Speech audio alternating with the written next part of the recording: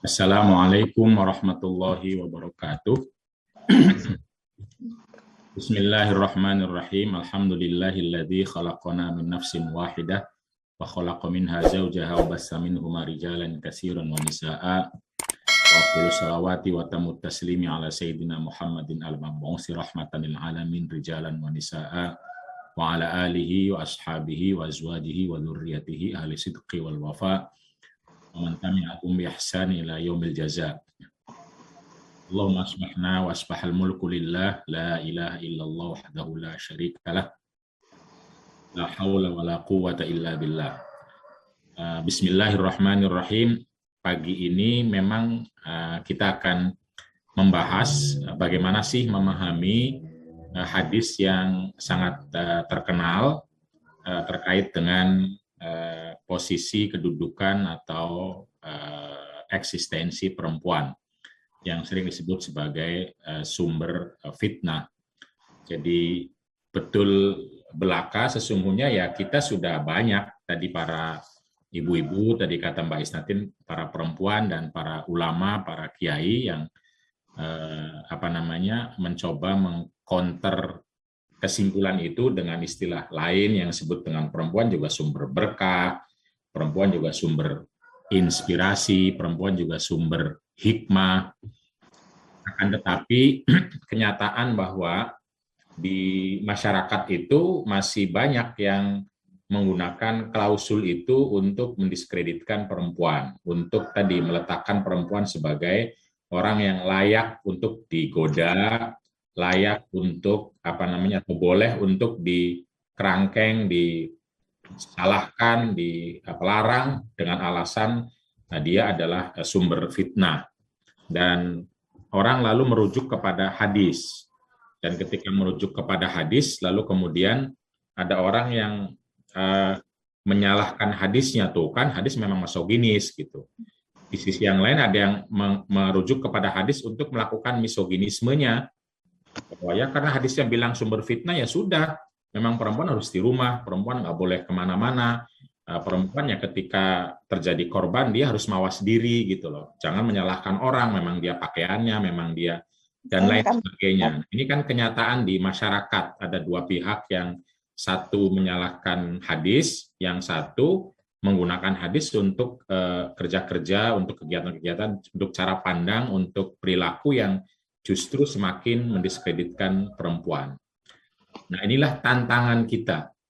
Dan tantangan itu ya sesungguhnya adalah fitnah. Nah, jadi semua tantangan itu sesungguhnya adalah fitnah. Fitnah itu kan sesuatu yang kita dihadapkan, kita mau berbuat apa.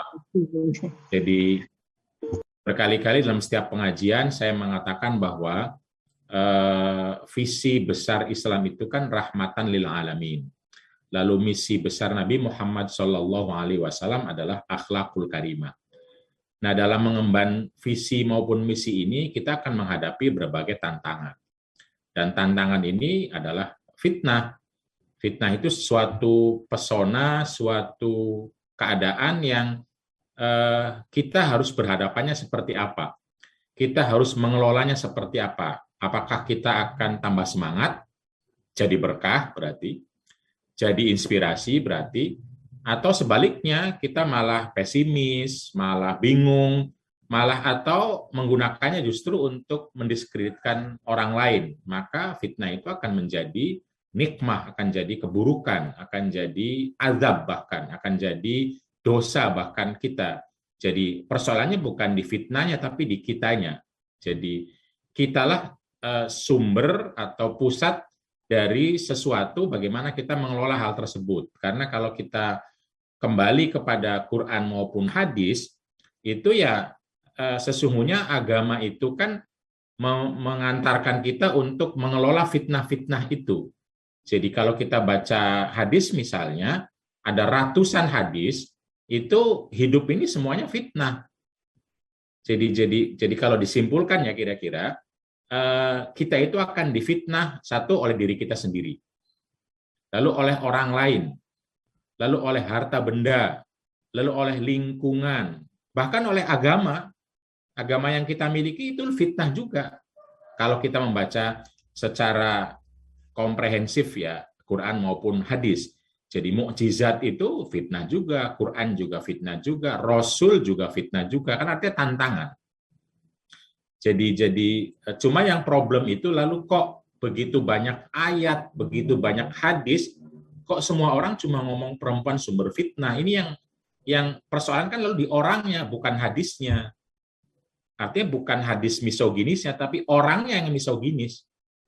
Karena hadis itu lagi menjelaskan tentang tantangan kehidupan, bahwa laki-laki itu akan tertantang kehidupannya oleh perempuan gitu loh. Nah, juga dia tertantang oleh yang lain. Nah, yang jadi problem adalah lalu ketika kita hanya bicara bahwa perempuan sumber fitnah, lalu beralih yang tadinya agama itu mau menyepuh, mau memperbaiki diri kita, bagaimana mengolah tantangan, lalu beralih kepada perempuannya yang harus dikelola, yang harus dikontrol sebagai fitnah itu. Nah, ini yang lalu tidak rahmatan lil alamin, tidak akhlakul karimah. Karena kalau cara pandangnya begini, maka berarti semua itu harus dikontrol, harus dikungkung, harus dirumahkan. Harta nggak boleh dimiliki karena itu adalah fitnah gitu kan. Nanti jabatan nggak boleh diduduki karena itu adalah fitnah siapapun gitu loh. Lalu nanti mukjizat, lalu nanti Quran, nanti silahkan dikaji ya. Saya hanya akan sedikit men-share beberapa beberapa hadis saja. Hari ini saya tidak mengkaji sanad karena hadis tentang fitnah perempuan itu diriwayatkan oleh Bukhari Muslim. Jadi saya pikir ya sudah kita terima itu sebagai hal yang menurut ulama adalah muttafaq alaih. Tidak hanya Bukhari Muslim, bahkan hadis-hadis yang lain. Cuma yang ingin saya kenalkan adalah bahwa dalam hadis itu kita memiliki berbagai teks, berbagai riwayat yang menunjukkan bahwa hidup ini ya semuanya adalah fitnah gitu loh. Jadi karena itu pemaknaan perempuan adalah fitnah harusnya sesuai dengan hadis-hadis yang lain, sesuai dengan ayat-ayat yang lain, sesuai dengan kerangka Islam rahmatan lil alamin dan akhlakul karimah. Tidak malah kita menggunakan kacamata kuda, lalu kemudian perempuan saja yang kita korbankan, sementara laki-laki dan yang lainnya dibiarkan begitu saja untuk terus menjadi fitnah dan sepertinya biasa-biasa dan enjoy saja. Nah, ini salah satu, saya hanya mengutip dari beberapa hadis Bukhari ya. Nanti kalau dicari hadis lain, apalagi masih banyak lagi ratusan saya bilang kalau dalam flyer saya itu. Misalnya ini hadis Bukhari 840 ya. Kita akan kenal di sini misalnya adalah bahwa Dajjal itu adalah fitnah. Ini kata-katanya fitnah ini jelas sekali. Min fitnatil masihid Dajjal. Kita disuruh doa oleh Nabi Muhammad ketika setelah selesai sholat. Ini doa kan setiap kali dibaca. Tapi orang lupa bahwa Dajjal itu adalah fitnah gitu loh. Lalu kemudian mahya, fitnatil mahya. Ini kan dibaca tiap saat oleh kita, oleh ulama, oleh kita, oleh orang NU, orang Muhammadiyah, siapapun yang baca doa Bukhari inilah. Fitnatil mahya, bahwa kehidupan ini fitnah. Kalau dibaca setiap saat, berarti kan ini lebih penting dibanding fitnatul mar'ah yang itu sesekali. Ini tiap saat kita baca, diingatkan. Kok nggak pada ingat bahwa hidup ini adalah fitnah. Lalu kemudian kematian juga, fitnatil mamat, itu juga adalah fitnah gitu.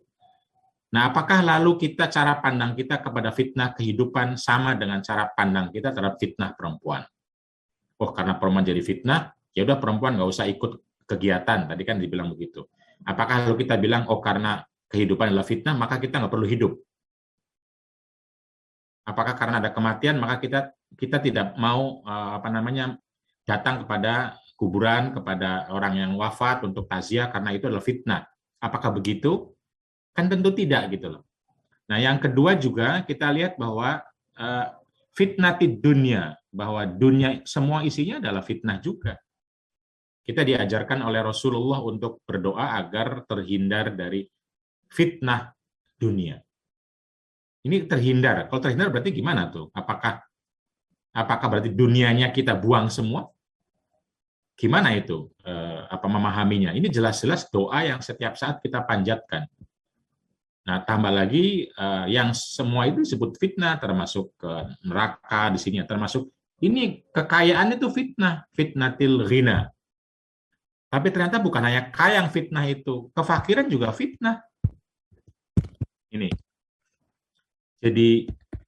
Jadi apa namanya? Saya kira kita harus betul-betul mawas diri untuk memahami bagaimana fitnah yang kita kembangkan itu apa artinya gitu loh, kepada dunia, kepada kekayaan, kepada kefakiran, juga kemiskinan juga adalah fitnah.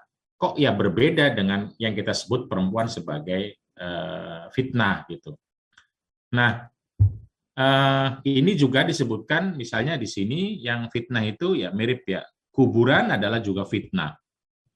Nanti yang lebih krusial, ini Sahih Bukhari juga disebutkan bahwa fitnah seseorang. Nah, ini bisa menjadi fa'il atau maf'ul. Sebagian besar ulama mengartikannya sebagai maf'ul. Jadi fitnah seseorang itu datang dari apa? Dari keluarganya. Jadi keluarga itu fitnah. Dari hartanya. Harta itu fitnah. Dari anaknya. Anak itu fitnah. Dari tetangganya. Tetangga ini berarti adalah fitnah. Atau kalau kita bilang fitnatul rajul sama kayak fitnatul mar'ah, berarti ya laki-laki juga fitnah. Kepada siapa fitnahnya, fa'ilnya? Ya dia akan menjadi fitnah bagi keluarganya. Akan menjadi fitnah bagi hartanya. Karena bisa jadi seorang laki-laki justru akan merusak harta. Akan menjadi fitnah bagi anaknya. Akan menjadi fitnah bagi tetangganya kalau dia jadi fa'il. Nah, tapi ulama mengatakan rajul di sini artinya seseorang. Kalau seseorang berarti bisa laki-laki, bisa perempuan. Nah, sehingga setiap orang itu berpotensi menjadi fitnah dan berpotensi terkena fitnah. Dari apa ya? Dari semuanya. Baik dirinya, nanti kalau di ayat Quran, wafatantum anfusakum. Anda sendiri yang memfitnah Anda sendiri. Gitu loh. Jadi fitnah itu adalah, kalau bahasa saya, tantangan. Tantangan dalam mengelola kehidupan ini yang kita hadapi, lalu tantangan itu kita apakan? Apakah dia akan menjadi baik bagi saya atau akan menjadi buruk bagi saya? Kita yang meresponnya. Jadi bukan bendanya, tapi respon kitanya, cara pandang kitanya, lalu kemudian perilaku kitanya. Itulah yang fatana itu artinya kan dia hidup, saya hidup. Hidup itu artinya kita berelasi ya. Fitnah itu pesona. Jadi dia memiliki makna di hadapan kita. Nah, itu fitnah itu. Jadi orang cantik misalnya, kalau tidak punya makna bagi saya, ya dia nggak fitnah, saya biasa aja, nggak ngapa-ngapain. Tapi begitu dia punya makna, maka dia menjadi fitnah. Nah, tinggal fitnahnya itu akan menjadi buruk bagi saya atau menjadi baik. Nah, fatana itu menantang, memesona. Dia memiliki sesuatu dalam cara pandang kita, gitu loh. Jadi harta misalnya, setiap orang bentuk hartanya beda-beda apa yang fitnah bagi dia. Makanan beda-beda. Ada yang senang bakso, ada yang senang mie, ada yang senang apa namanya sate misalnya, itu beda-beda. Jadi tidak semua orang akan sama terkena fitnahnya bakso. Ada orang yang nggak peduli sama bakso apapun dimanapun gitu. Tapi ada orang yang kalau ada bakso udah pusingnya minta ampun. Harus beli, harus makan, harus pergi, harus. Nah itu bagaimana? Apakah dengan seperti itu dia akan melupakan kebaikan maka menjadi keburukan, atau justru dengan adanya fitnah bakso lalu dia akan bekerja agar supaya punya uang lalu membeli, tidak mencuri misalnya. Atau justru sebaliknya, kalau ada bakso dia akan traktir orang lain. Nah itu kan jadi berkah akhirnya. Jadi itulah cara pandang kita terhadap fitnah yang sesungguhnya ada di mana-mana, dan itu tanda bahwa kita hidup, pertanda bahwa kita punya respon terhadap sesuatu, pertanda bahwa kita orang beriman kalau bahasa Qur'annya ya. Jadi di Qur'an itu kan ada ayat yang mengatakan apakah kamu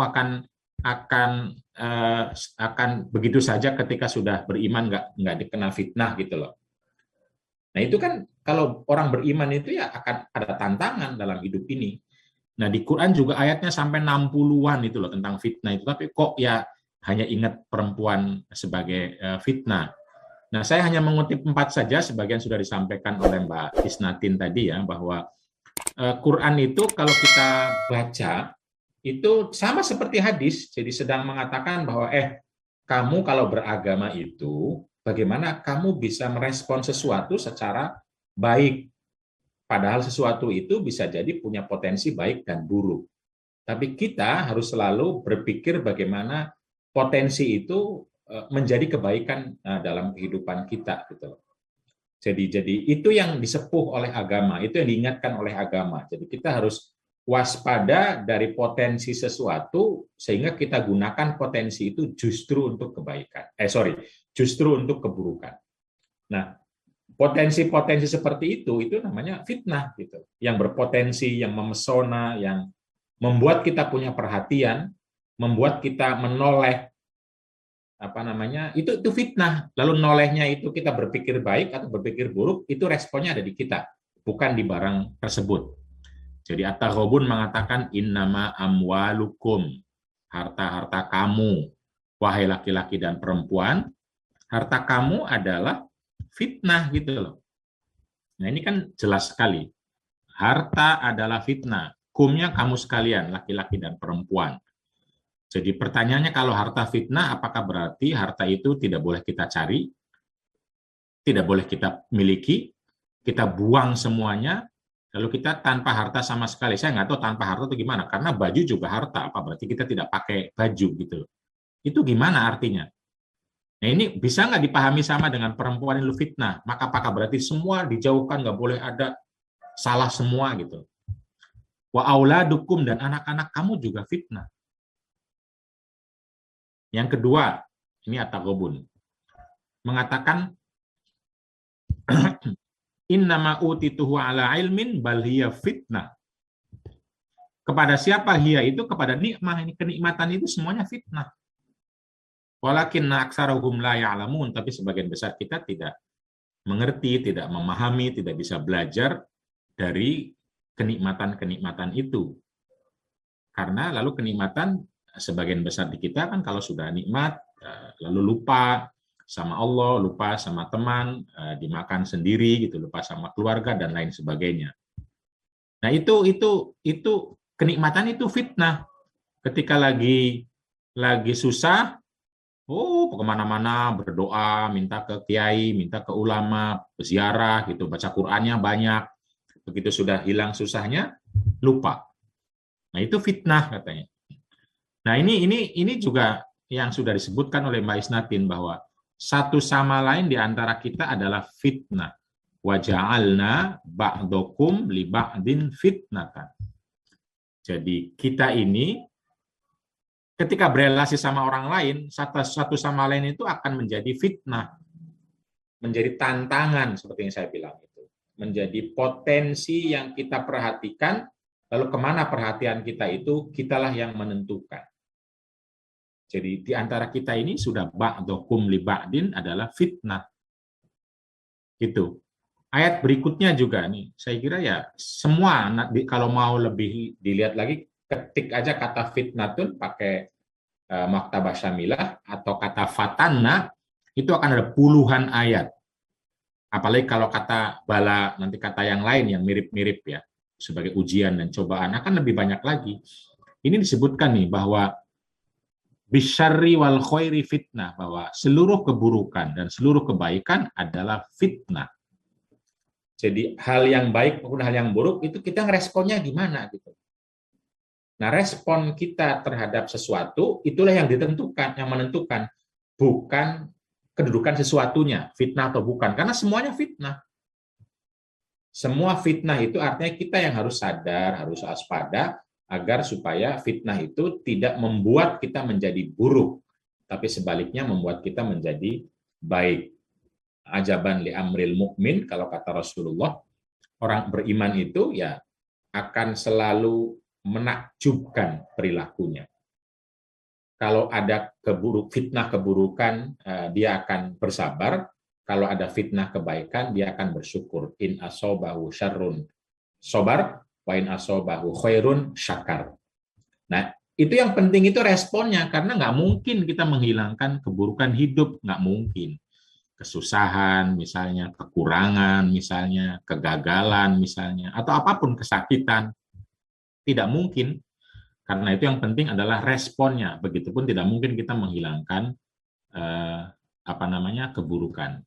Jadi perempuan itu sebagai keburukan atau sebagai kebaikan, ini nggak mungkin dihilangkan, nggak mungkin ditutup, nggak mungkin dikontrol agar tidak fitnah, nggak mungkin, tetap akan jadi fitnah gitu. Dalam posisi apapun, dimanapun, pakai baju apapun, tetap menjadi fitnah.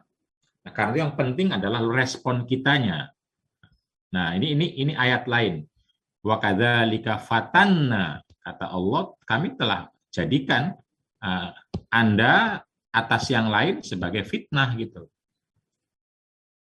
Nah, ini yang saya kira penting ya, sebelum kita masuk kepada pemahaman bahwa kemudian ada hadis loh. Ini kadang-kadang karena ada hadis lalu tumplek-blek mengatakan perempuan saja yang fitnah. Nah, ini yang problemnya kan sebenarnya di sini, bukan di hadisnya.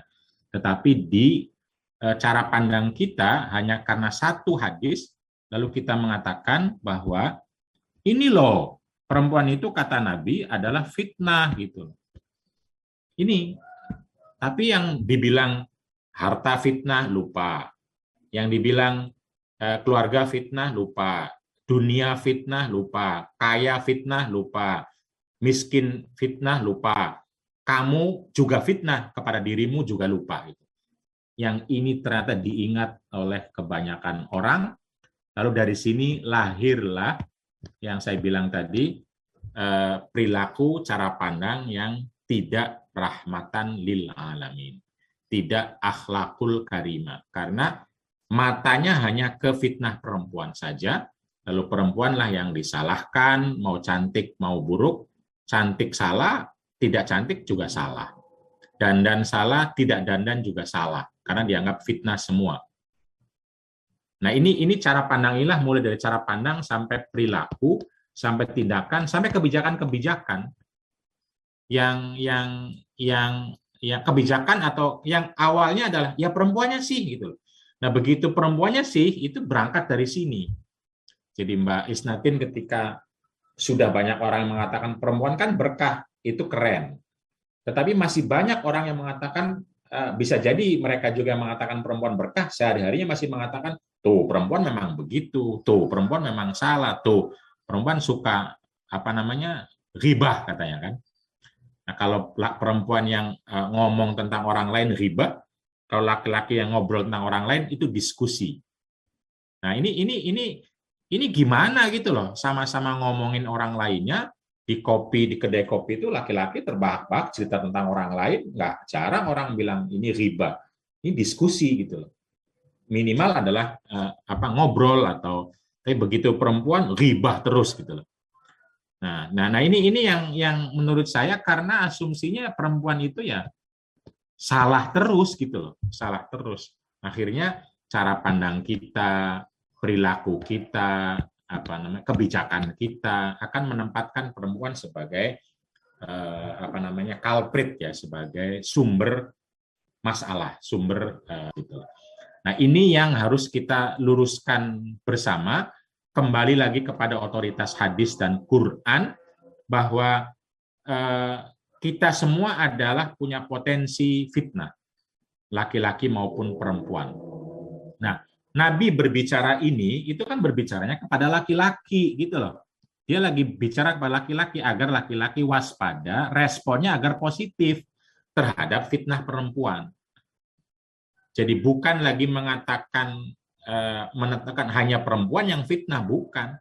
Tapi lagi bicara ke laki-laki agar laki-laki punya respon yang positif terhadap tantangan yang muncul dari perempuan. Nah, ini yang karena nanti kalau perempuannya menjadi subjek, ini kan pertanyaannya apa fitnah bagi perempuan gitu loh. Nah, kembali kepada Quran maupun hadis, atau kalau pakai mubadalah ya di sini sederhana. Nanti kalau bagi perempuan ya dalam konteks ini fitnahnya adalah laki-laki. Nanti fitnah laki-laki itu apa?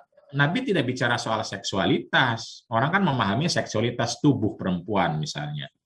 Padahal yang mempesona laki-laki dari perempuan tidak hanya tubuh. Tidak, bisa jadi posisinya, bisa jadi ilmunya, bisa jadi keturunannya, bisa jadi hartanya. Kan Nabi bilang tungkahu almar atau li arba'in. Dalam diri perempuan paling tidak ada 4 hal. Paling tidak itu. Satu, tubuh. Yang kedua adalah posisi sosial atau keturunan. Yang ketiga adalah harta. Yang keempat adalah spiritualitas.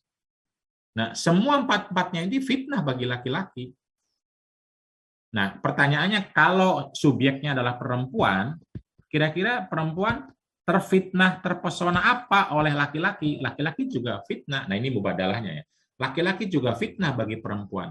Artinya perempuan akan memandang laki-laki sebagai sumber tantangan, sumber respon, sumber perilaku dia mau buruk atau baik gitu loh.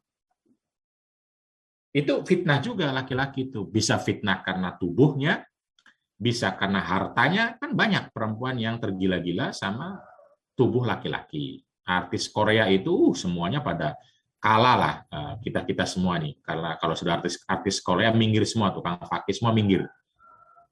Nah, apa berarti lalu semua orang Korea itu harus kita tutup semua, nggak boleh? Atau orang-orang yang mirip orang Korea. Lalu kalau fitnahnya fitnah harta, semua orang yang punya harta nggak boleh tuh beli jalan-jalan, lalu terlihat perempuan, karena perempuan akan pengen dinikahi jadi istri kedua, ketiga, atau diselingkuhi. Itu gimana itu? Itu kan nyata jadi fitnah. Sampai perempuan siap menjadi selingkuhannya tanpa dinikahi. Kan haram. Kalau gitu laki-laki ini sumber fitnah harusnya di rumah biar perempuan tidak tergoda. Lalu ilmunya. Banyak kiai itu yang punya ilmu menggoda para perempuan. Sehingga tidak sedikit lalu perempuan yang menjadi korban karena tergoda, terhipnotis oleh keilmuan, kepintaran. Lalu spiritualitas juga. Itu gimana tuh memandang laki-laki yang begitu? Apakah cara pandang kita sama, laki-laki yang punya fitnah dengan perempuan yang punya fitnah? Sama nggak cara pandangnya? Kalau tidak sama berarti kita tidak mubadalah.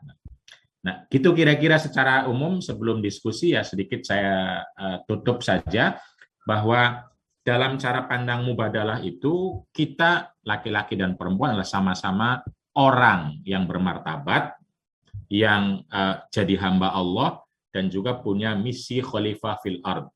Nah, ketika kita punya misi ini, tentu saja kita menghadapi berbagai tantangan. Jadi fitnah itu artinya tantangan. Bisa berkah, bisa nikmah. Nikmah itu apa? Bukan nikmat ya, nikmah itu keburukan.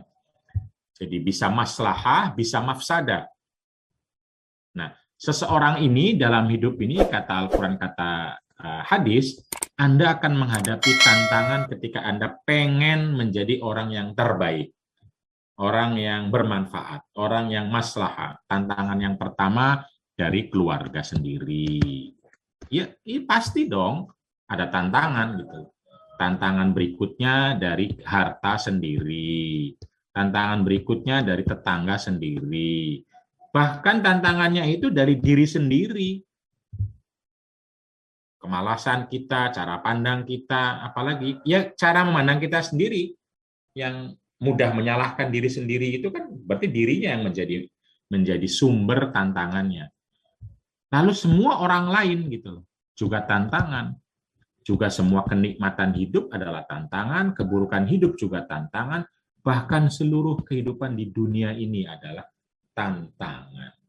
Nah, di sini isinya laki-laki dan perempuan. Karena itu tolong kalau kita betul menempatkan Islam sebagai otoritas, Quran sebagai rujukan, hadis sebagai pegangan, ya tidak lagi memandang bahwa tadi hanya perempuan yang jadi fitnah, lalu kita salahkan terus. Kalau masih begitu, problemnya bukan di Quran maupun hadis, tetapi di mata kita, di cara pandang kita. Karena itu mari kita berhijrah, mari kita bertaubat kepada cara pandang yang mubadalah, bahwa semua hidup ini tantangan, baik laki-laki maupun perempuan, baik harta maupun keluarga, baik kebaikan maupun keburukan, lalu kita kelola tantangan ini agar menjadi berkah, agar menjadi inspirasi, agar menjadi hikmah, dan kita semua terus menjadi orang yang mengikuti visi Islam yang rahmatan lil alamin, misi Nabi Muhammad Shallallahu Alaihi Wasallam yang akhlakul karimah, sehingga kita betul-betul menjadi orang yang kata Nabi harus menghormati perempuan, menyayangi perempuan, menempatkan perempuan secara mulia. Jika betul kita ikut Nabi, maka memuliakan, menghormati, mencintai, itu harus berawal dari cara pandang kita. Apakah kita masih memandang perempuan sebagai masalah? Nanti kita itu tidak hanya laki-laki ya, karena banyak juga perempuan, memandang dirinya, ya saya sih perempuan, itu banyak. Nah itu berarti tantangannya ada dalam diri, tantangannya. Nah kita harus berhijrah bersama-sama, justru karena kita perempuan, maka mari kita menjadi seperti Khadijah, mari kita yang mampu untuk berkiprah, bahkan membuat peradaban bersama Nabi Muhammad SAW, bersama Siti Aisyah, bersama Mbak Khairia Hashim, misalnya membangun sekolah di Saudi Arabia, lalu pulang ke Indonesia juga membangun pesantren di Jombang, lalu seperti Rahmah El Yunusia yang pertama kali membuat Dinia Putri, menginspirasi Azhar, lalu Azhar bikin sekolah atau universitas perempuan, itu terinspirasi dari Rahmah El Yunusia. Begitupun sekolah-sekolah perempuan di Saudi terinspirasi dari Mbak Khairia Hashim. Dan tentu banyak sekali ya, kita sesungguhnya sudah punya contoh bahwa perempuan atau laki-laki adalah tantangan-tantangan hidup yang kalau kita memiliki cara pandang yang rahmatan lil alamin dan akhlakul karimah, maka insya Allah kita akan memiliki kehidupan yang lebih baik, individu-individu yang solehah, yang melahirkan keluarga yang dzurriyyah thayyibah, dan negara yang baldatun thayyibatun wa rabbun ghafur, sehingga kita semua menjadi anugerah atau rahmatan lil alamin kepada semesta. Saya kira itu Mbak Isnatin, mudah-mudahan ini bisa menjadi bekal agar kita terus menjadi orang yang berislam rahmatan lil alamin dan berakhlakul karimah, tidak memandang salah satu pihak, terutama perempuan, sebagai masalah, tapi sebaliknya sebagai tantangan hidup untuk sama-sama mengelola kehidupan ini menjadi sama-sama anugerah, rahmah, dan maslahah.